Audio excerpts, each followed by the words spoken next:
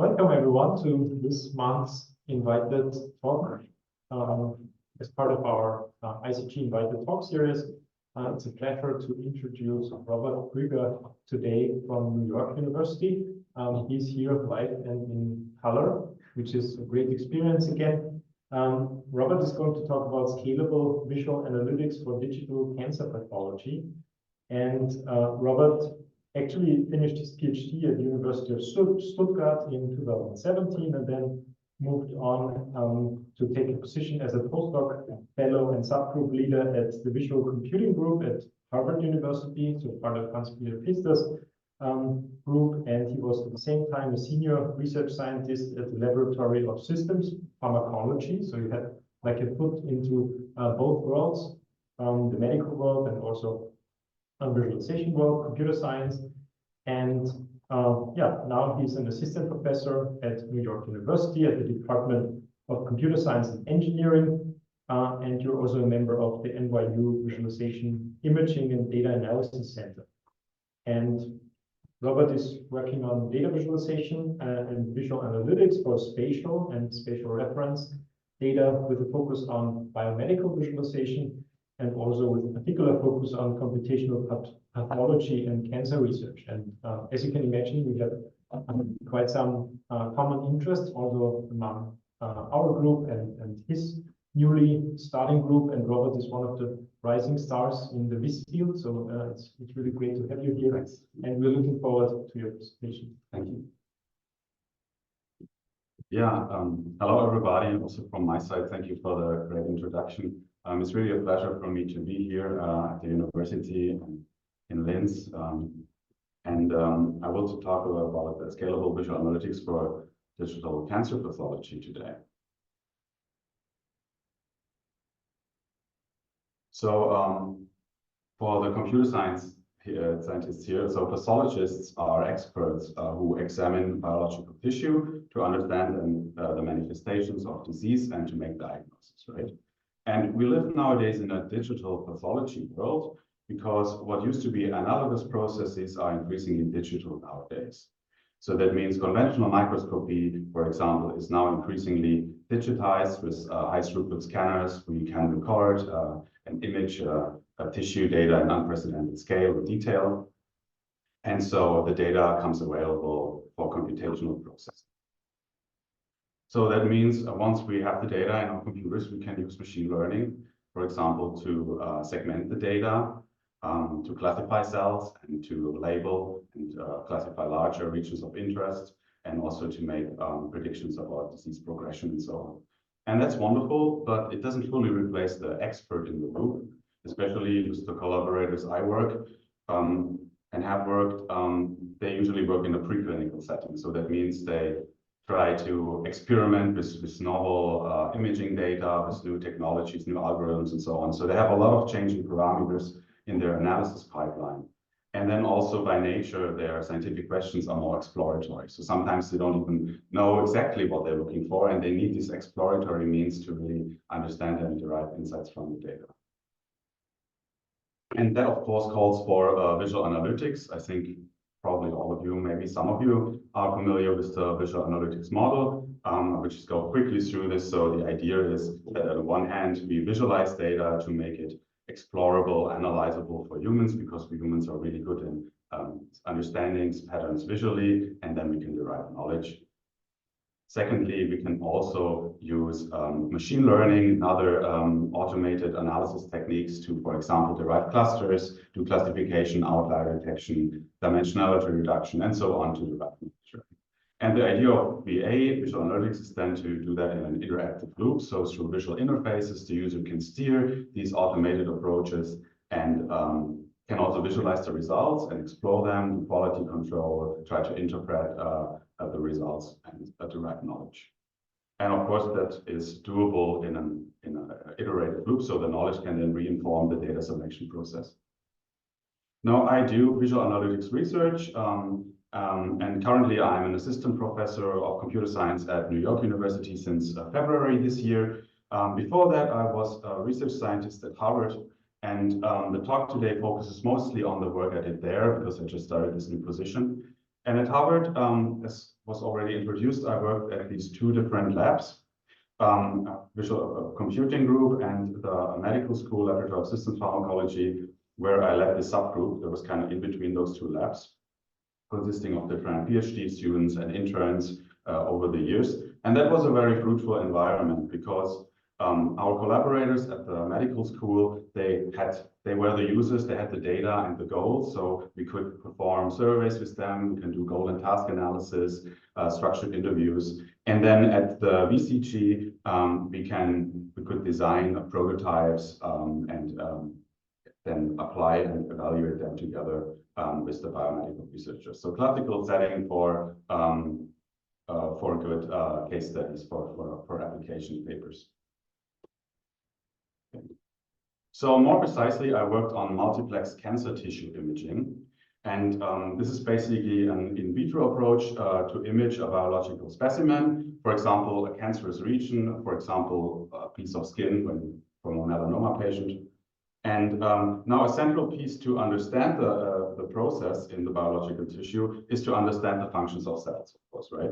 And we can do this by making proteins in the tissue visible, because proteins give cells their identity. And one imaging technology that does that is called CySIF, which stands for cyclic immunofluorescence imaging. And I will walk you through this imaging technology that you understand a little bit where the data comes from and the data structure that I will later use to analyze. So CySIF was developed at my former lab, the LSP at Harvard. And as a first step, antibodies are put on the tissue.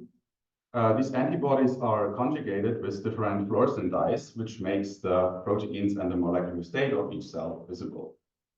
The tissue is then imaged and digitized.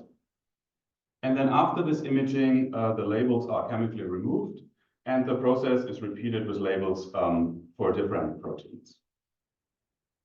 And this cyclic behavior then results in up to 60 images, each highlighting a different protein.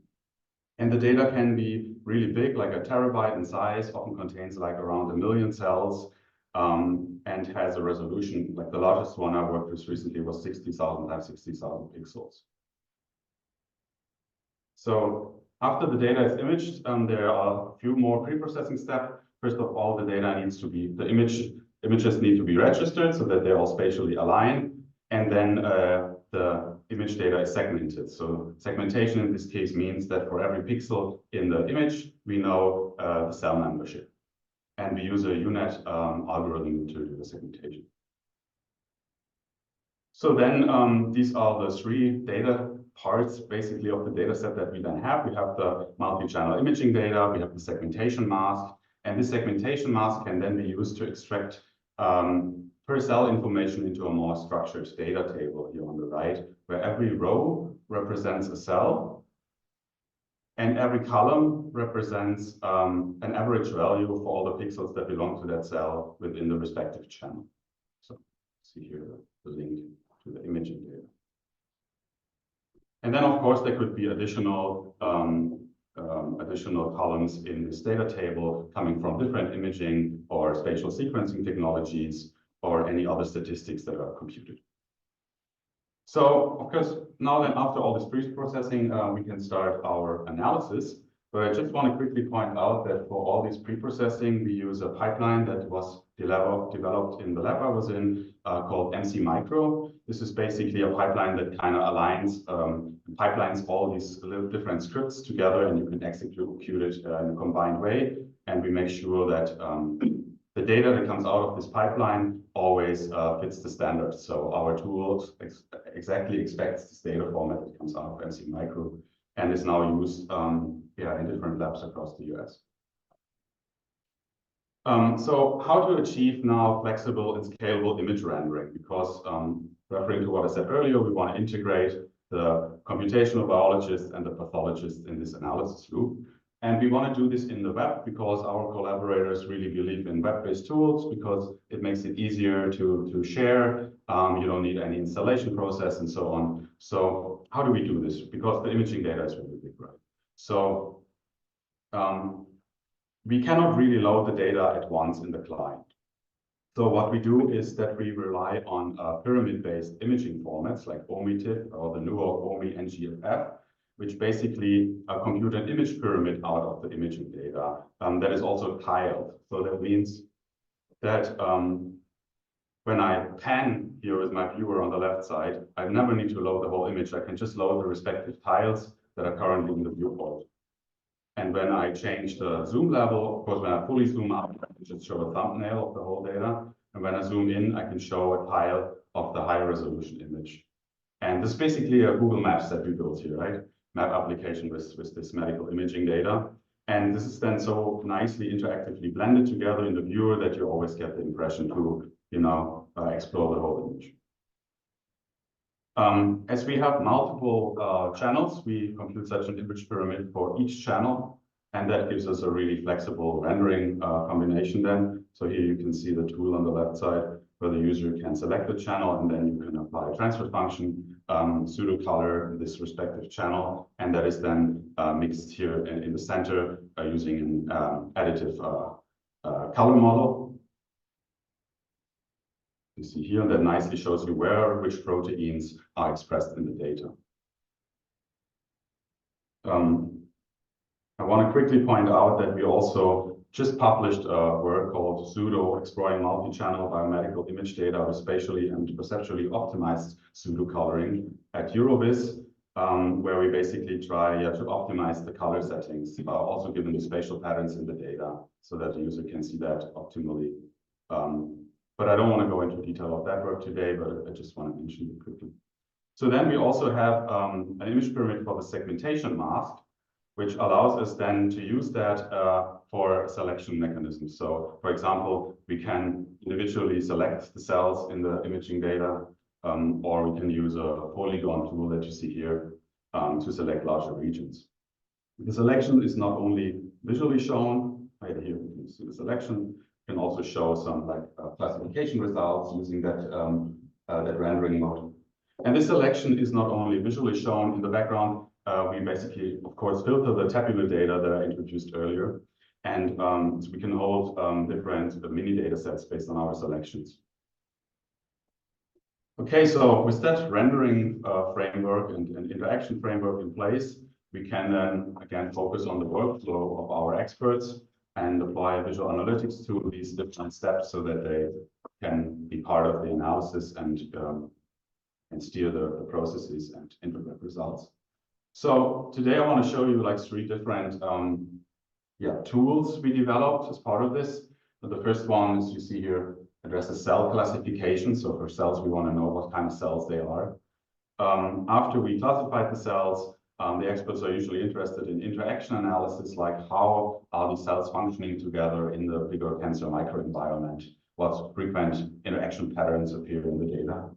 And then the last tool is more about annotation, while the first two is more like computational biologists using that. The last one involves more physicians and pathologists that annotate larger regions, write little reports, and kind of using that pre-processed data to make their medical analysis. So let's start with the cell classification. So we want to identify cell types based on protein expressions in image channels. And these cell types are kind of hierarchical. So for example, we can have tumor, immune, and stromal cells, but then immune cells can, for example, be T helper cells, cytotoxic T cells, and so we have a hierarchical cell typing given through the biology. And now the question is, how can we classify millions of these cells in an image at scale in a highly experimental setting? So we don't want to just use an algorithm, black box basically, but as it is experimental, we want to have the user involved. And of course, we use visual analytics here. So we develop a semi-automated process to facet and classify this data. And this is the tool that we developed for that. It's called Facetto. It was at Vis 2019, so a couple of years ago. And as you see here in the center, it has the yet introduced image viewer, but this image viewer is now surrounded with different feature exploration views, for example, UMAP projection, and also literally a visual view of the tabular data here, allowing to make selections and filter and sort. But I want to focus on this hierarchical faceting view here.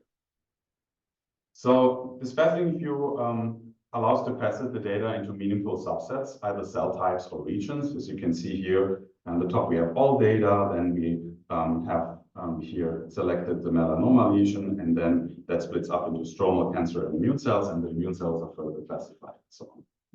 And of course, when you do that, it also helps you to keep track of consecutive filtering actions, because you literally have a visualization of what you have filtered hierarchically. So let's take a look how that works. Here, the user uses the polygon tool to select this melanoma region here, and then you can label that as a new subset, and that appears then here in this hierarchical faceting view. And from that on, you can subset further, you can name it, and so on. You can facet the data hierarchy step by step into these spatial regions.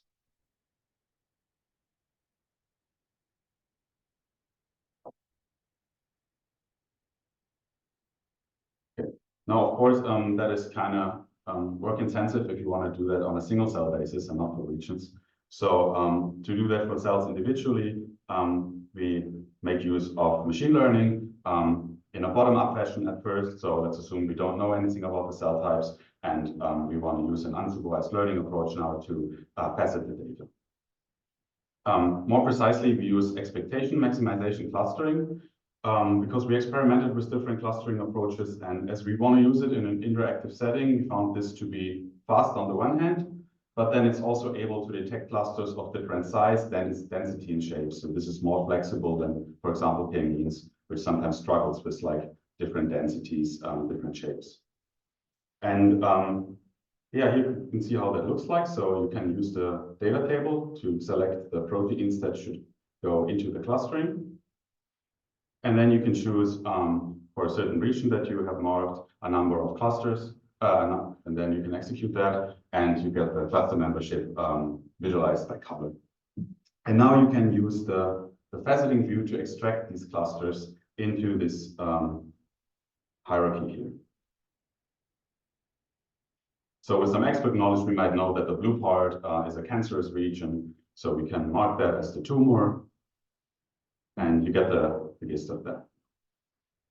Okay.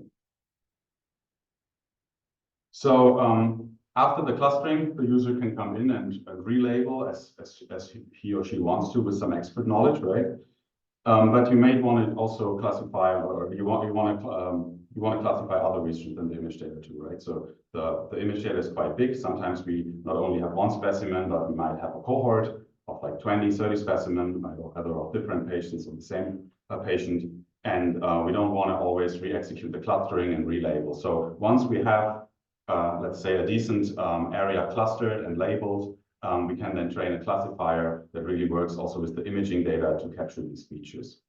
And in this case, we implemented a convolutional neural network that uses the image tiles as input to classify the cell phenotypes. So let's assume we have that area here clustered and labeled. Then we can say we want to train a classifier on that. We can give it a name, and then the training process splits up the data into training and test data, and it runs depending on the size of the area. It can run for a minute or a few minutes. And once this is done, we get a confusion matrix where we can look at the results. Here, this one was just me quickly for the video testing this. But with like expert relabeling before training, we get up to, I think it was like 98%. Do I have it on the next slide? One slide later. Anyways, once we have trained that, we can, for a new region, select from a list of pre-trained classifiers and then apply that to a new region. Yeah, so we carried that out with our domain collaborators and achieved an accuracy of 98.4% for this melanoma data set and different cell types in there. You might think that is actually not enough for like cancer treatment. I want to remind you, this is not treatment, this is preclinical data. So this is like early research with these imaging technologies and biomarkers. So for that, it was quite a good first outcome. Yeah, to wrap up Facetto. So Facetto makes basically three contributions. One is the combined unsupervised and supervised learning loop that it implements. Then we have this faceting approach to facet the data into these meaningful regions hierarchically. And it's also a very scalable expert system. At the time when we developed this, it was the the most scalable interactive system to do these things. So other tools on the market at that time were just like dealing with a few thousand cells, and we're dealing with a million cells here. So once the cells are classified, as I said earlier, we want to look at how they interact with another, what kind of spatial reappearing pattern we can identify in this tissue data. And to find out what exists and what the experts currently use or have used before we developed this approach, we carried out a survey that was participated by 9 experts with 22 questions. And basically what we found out through that is that they use all kinds of tools. So there was not like one market tool that they use. Everybody had their own little scripts, often multiple scripts. Then they had like half commercial tools. Some tools could do part of that, but there was not really a tool that helped them in this interaction analysis as a whole. And again, it was also not scalable. So that survey highlighted the need for scalable visualization, scalable neighborhood quantification, and also scalable exploration and verification. And yeah, before I introduce that, I just want to quickly give you a more biological example of such an interaction that you understand what we are actually looking for. So our focus in cancer research is, for example, to study interactions between tumor and immune cells in order to improve immunotherapy. Now, in this metastatic myeloma example here, the tumor here in blue is surrounded by a dense band of T cells. And a subset of these T cells, of these immune cells, can infiltrate the tumor here in white in this circle. But most T cells are actually excluded and are restricted to the surrounding band of immune cells. And that is due to some, let's say, defense mechanism the cancer has, like to not, so that these immune cells cannot infiltrate, cannot detect and infiltrate the cancer. And we are not so much interested in developing like a drug to solve this here, but to really computationally capture such patterns. And so what we came up with is range query-based neighborhood computation, where we say, at first we want to know which cells are in the surrounding of each cell. So for each cell, we can carry out a range query, and that gives us a neighborhood vector. So we basically just count the cells that are within that range, and we can also weight it. When it's closer, then it has more influence to the neighborhood vector than when it's further away within this region. Now we don't only have 2 cells, but we have 1 million cells in this data set. So we can compute 1 million neighborhood vectors. And then, of course, we can group these neighborhood vectors. So we basically say cells are similar if they have a similar neighborhood. And again, we can use the expectation maximization clustering to find similar neighborhood composition. Our last step in the pipeline is then to do permutation testing, where we basically change the cell types in the spatial structure around and recompute that and create to compute a p-value that tells us, is the pattern that we found actually really significant, or is it just based on some random distribution? Now, coming back to our earlier discussion in the importance of the expert to steer and interpret the analysis, we developed this tool, Visinity, which embeds neighborhood computation. And similar to Facetto, this is also a web-based visual analytics tool that consists of multiple linked views. Here, the image viewer. Then we have certain views to analyze the neighborhood composition. I will explain them in a little bit. And then here on the right side, we can actually compare the found patterns across the cohort to other specimens. And as you see here on the right, this made 2 publications. One was the tool Visinity itself in 2022. And then we are part, and that often happens in the collaborative setting of this cancer cell paper, where they used our tool to do their biomedical analysis. Okay, so we have quantified the spatial neighborhood. Now we can start to browse the cohort. And this is the tool. You see the cohort here using small multiples, gives you an overview of the different specimens in the cohort. And when you find one of interest, you can click on it, and then it loads that on the full screen. And then you can start exploring, as I showed earlier. For example, here we can activate the DAPI channel, that is the DNA, shows the nuclei of the cells, and gives you a nice overview of the spatial arrangement already. Then we can either do bottom-up based analysis or top-down based analysis, depending on how many questions we already have. Let's say we start with a bottom-up analysis. We can again use clustering to detect these neighborhood patterns.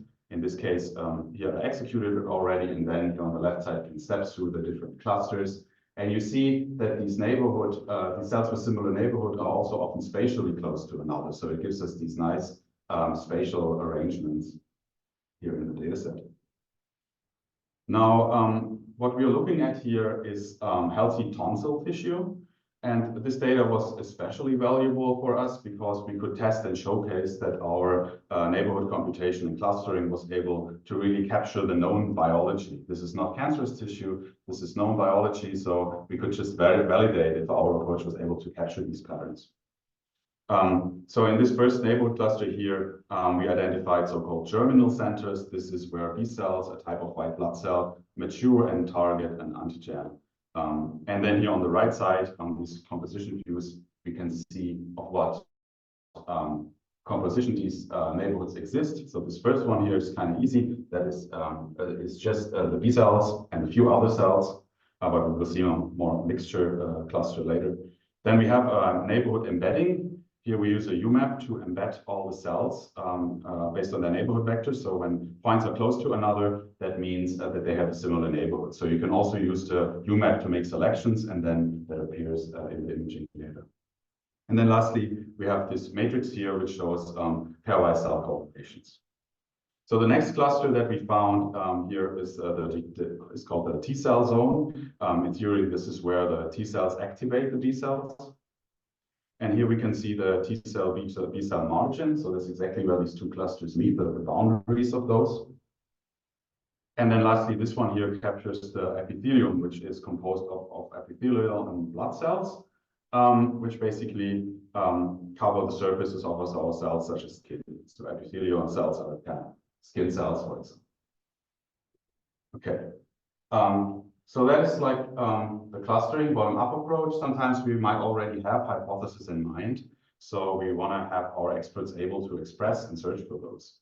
So one thing, for example, is that the user can enter a certain cell composition for a neighborhood and then execute that as a query, which will then highlight all areas in the image where such a composition is present. So we can see that here in the video. The user sketches the query in the parallel coordinate plot, and now this is executed, and you can see all the cells with that neighborhood highlighted in the image.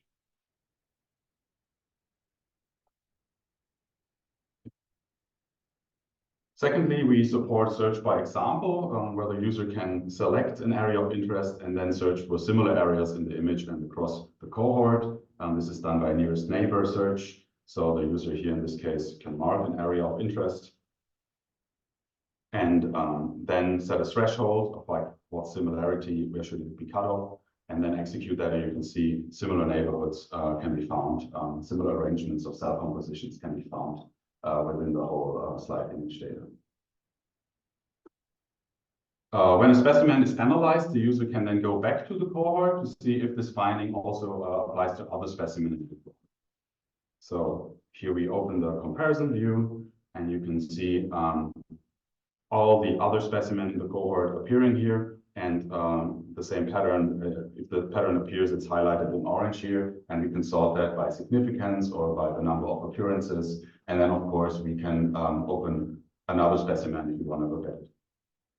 And we can export the findings. Yeah, so regarding scalability, here's a quick plot about the runtime. We calculated this up to 10 million cells on a normal desktop computer. The specs are in the paper. But I want to point out the neighborhood quantification. Usually we have like just 1 million cells, but even to 10 million cells, this scales quite well.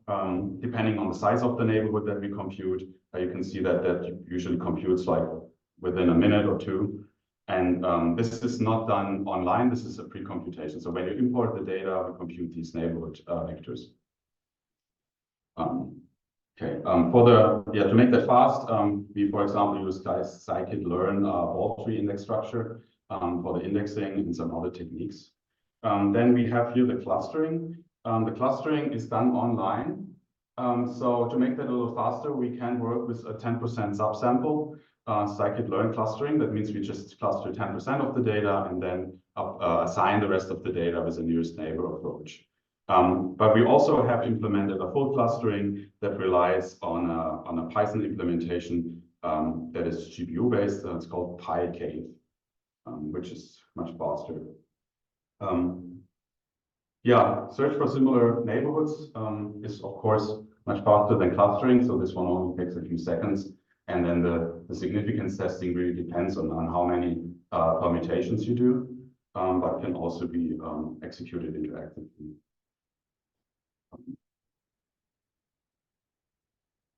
Good. We carried out 2 case studies. The first one was on healthy tonsil tissue, where we could easily validate our results since the patterns were all known. I already showed you that. The second case study was on lung cancer data, together with the JAX lab at the Robert Koch Institute and people from the Brigham and Women's Hospital. And they genetically engineered mice, so they altered their immune system so that the immune infiltration pattern, or the immune system could better infiltrate the cancer. And we were able with the tool to find these cases in the data set. And that was what the biological paper was about. But I'm not a biologist, so I don't go into too much detail here. Yeah, so in a nutshell, this was Visinity, which contributes this neighborhood quantification pipeline. I think in a more scalable way that existing tools could do, but also really the workflow to analyze, extract, summarize these interaction patterns within the and across the cohort data set. And certainly the scalable visual analytics tool itself. Okay, then as the last tool I want to show you today, this focuses, after all this is classified and annotated and clustered, this focuses on the pathological assessment of the data through pathologists and other physicians. So to study that, we shadowed pathologists for a bit because we were very well connected with the hospital, so we could look how they work. And the pathology process really includes panning across the specimen, switching levels of magnification, measuring, and identifying structures. And digital pathology is not that old in the field. So they were really used to do a lot of these things still with the microscope, including dotting, which you see here on the bottom, where they literally take a pen and mark certain things directly on the tissue. So we want to bring this process more into the digital world with our interface design. And we worked with these pathologists for half a year, and this is the outcome. The system is called scope to screen, which refers to the transition from microscope to computer screen. And as you can see, it again features usual channel selection and image viewer components, but the center part here is this interactive lens, which is there to mimic the manual experience of looking through an eyepiece. So this focus and context lens here is now equipped with a range of gauges or filters.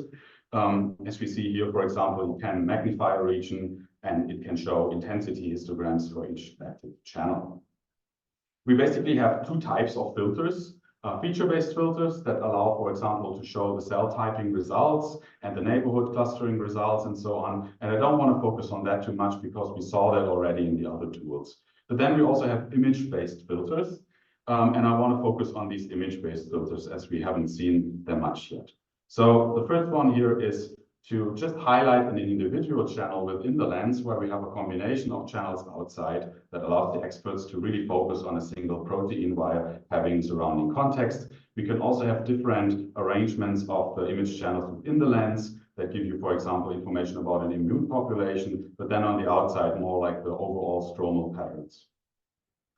This here is a comparison split screen lens where we can compare this decisive imaging modality to classical H&E imaging, which focuses more on the anatomy of the tissue. So we can basically compare morphology and anatomy side by side. Because the tissue is really big, we also implemented a similarity search, as you see here. So the user can use the lens to click on a certain area and then similar areas are highlighted.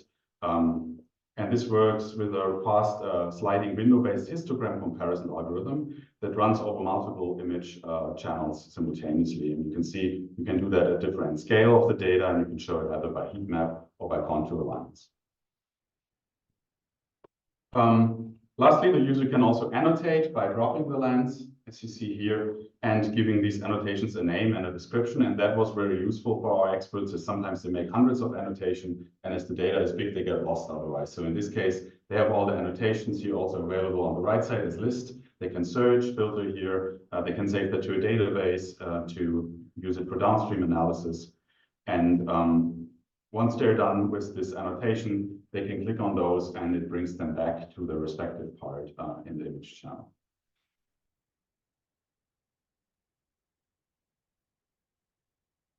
Okay, yeah, so we, of all the tools, we do hands-on studies, but I didn't want to focus on all the 3 tools of them, so I will do it here. So in this case, we had a setup with 1 pathologist participating and 2 computational biologists. I need to say that it's really difficult to get the time of these pathologists. So large-scale user studies with, like, let's say 20 pathologists or so are just not possible in this setting. Yeah, so we let them explore the features individually, and then they could do a free exploration with the whole tool, and we recorded their think aloud. So while they used the tool, they were asked to speak, and we recorded that, and in the end, they also did a survey. Yeah, we had many results. The 3 I want to highlight here is that they said that the focus and context technique really improved their exploration overview in detail a lot.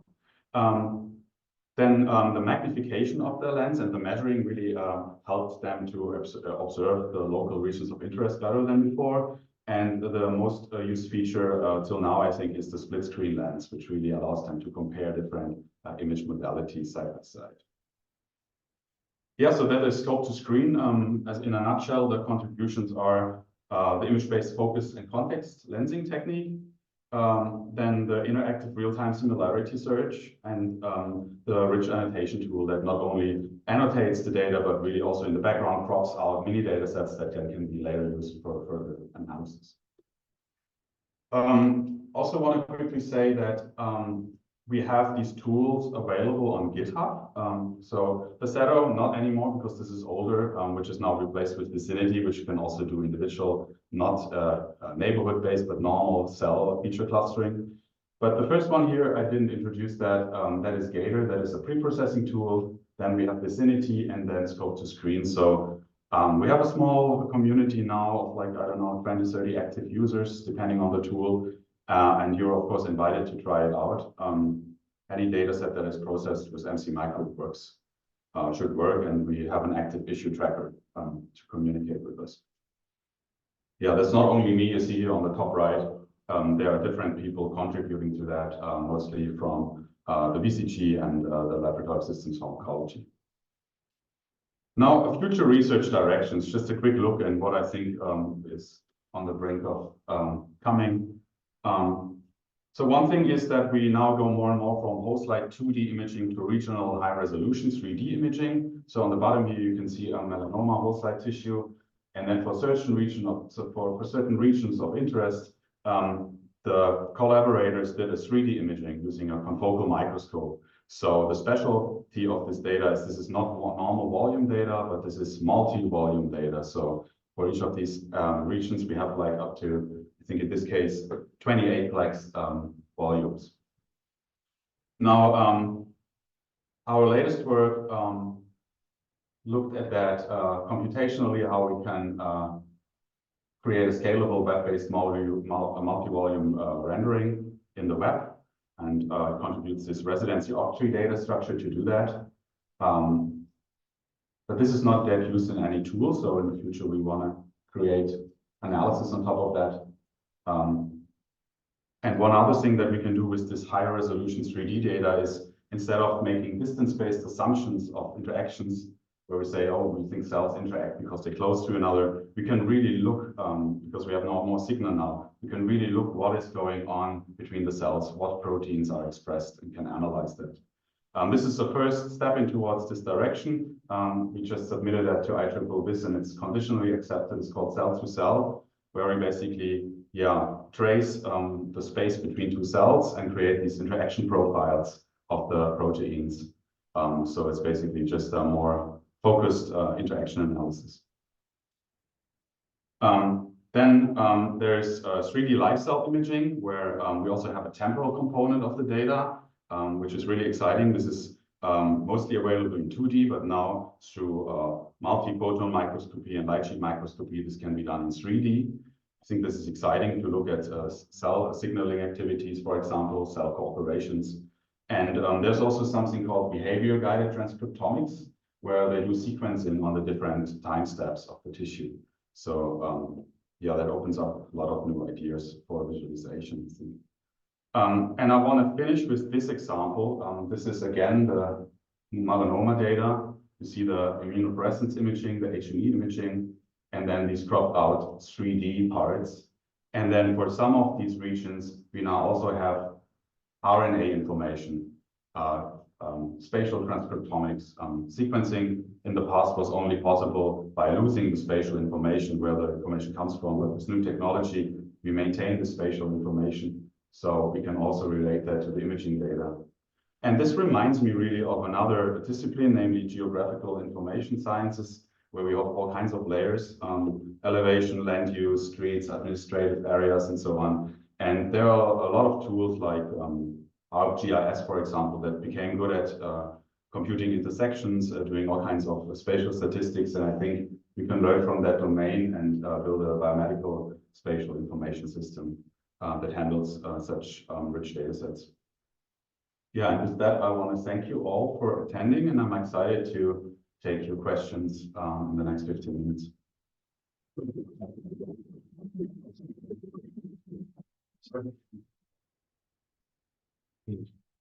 Yeah, thanks. Exciting work, really. Questions? Yeah, Andreas? Yeah, thanks a lot for this interesting talk. Really impressive showcase of the tools.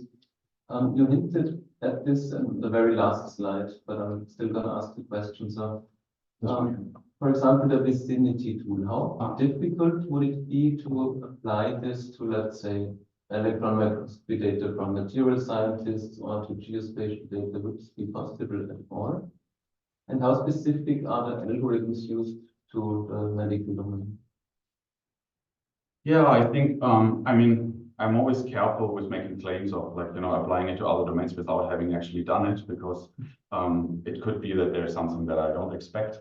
But I think when you have, like, for example, let's say geographic data, and you have segmented geographic data, and each of these segments has a label, a class, then you should, and they might be of similar size, then you might be able to apply the same thing. I don't think it's that specific to the biomedical.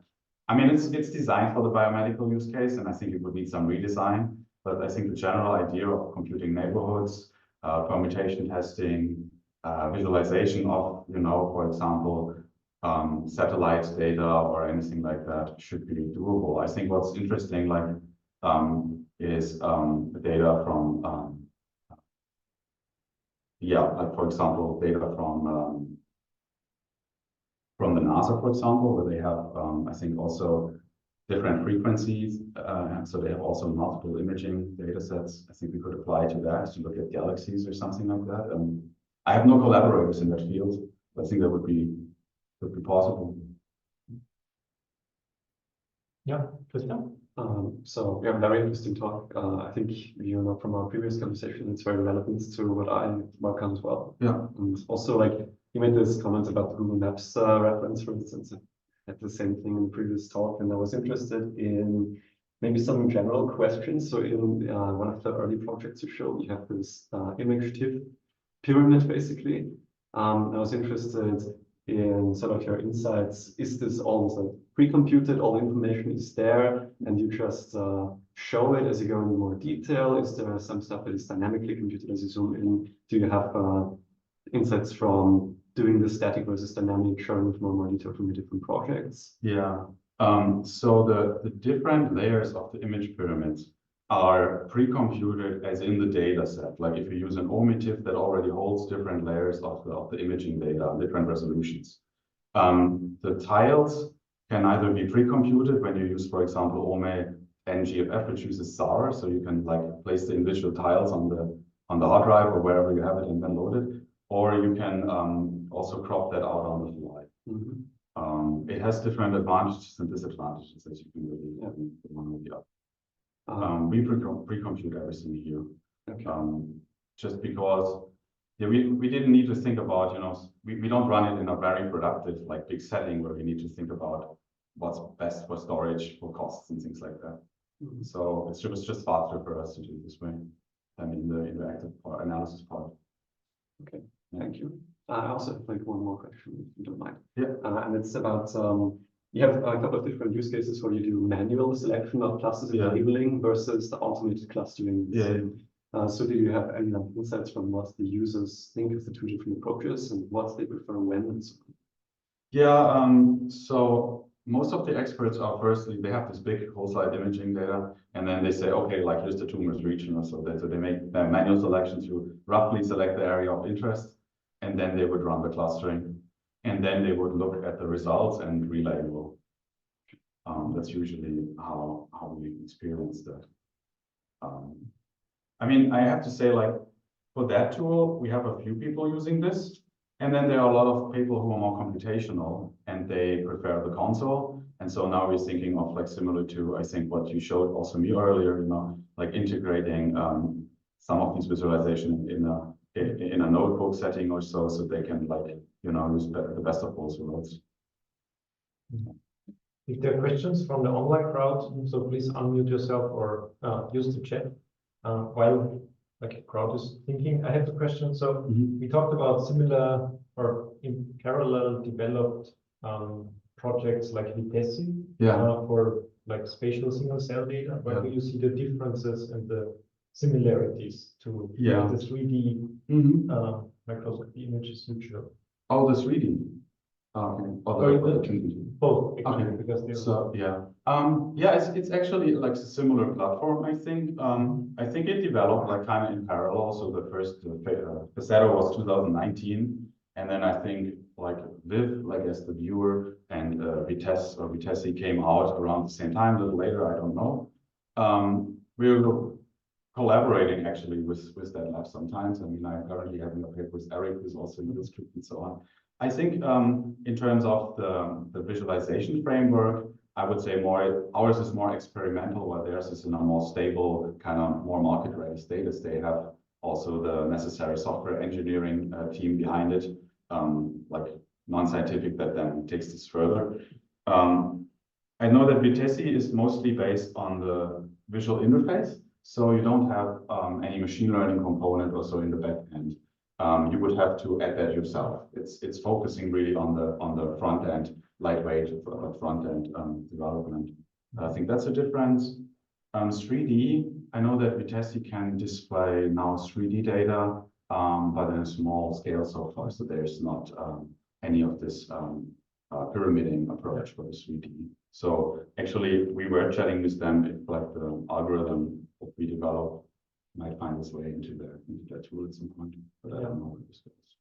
But it reminds me of like the regular slicing approach pathologists use when they look at like structures in the body, right? They also have those 3 slicing views and then the volumetric view. It's getting closer to having that, right? I think that's right. I think for other imaging data like radiology, it's usually not multiplex. Yes, so that's that might be the difference, and I don't know about the scale so much. Probably so. Yeah, the EM data is from connectomics is also massive, but they are more connectomics, for example, is more interested in like surface rendering, while we are more interested here in the volume rendering. Other questions? Yeah, Andreas. I would also be interested in the tumor visualization as part of one of the tools. Yeah, I didn't really focus on that. Yes, because I was wondering, in your experience, when you have any anecdotal evidence or anything, how comfortable your collaborators are interacting with this tumor as opposed to staying in the real space while in this parallel coordinate stream, for example. Yeah, that's a good point. I think they like it for an initial filtering and kind of seeing like how the clusters divide and how far they are away from each other. But it's not like they fully adapted this. I think they're questions. So I think, having that more explainable would help a lot. For the implementation, I don't know if that was also of interest. We use like called, oh, now I forgot, like RecGL. It's from Fritz Lectures. He developed this scatter plot that is GPU based, and it's very fast, and it also uses index structures to make path selections. And so zooming, panning, it's a really nice kind of out of the box tool that you can integrate if you want to work with that. Okay, do we have online questions? No. No? All right. Oliver, do you usually have a question? No? All right, about this time. I think it's the first time. Do you answer all questions? Yeah, no, let's thank our speaker again. It was really great talk. Great to have you here. Thanks. And with that, I'm closing the session. We are going to have a summer break now. The next invited talk is starting with the winter term is starting in October. I think we have to figure out who is going to be the next invited speaker, but that will be announced in due time. And with that, so for the seminar students, that was the last invited talk. We have the next invited speaker. Oh, yes, but do we have to name? He's from the Homeworks Institute in Potsdam. Yes, but I also don't have to name one. So it seems that we have a speaker, which is good. But yeah, thanks again. And with that, I'm closing the session. Thank you. Thanks.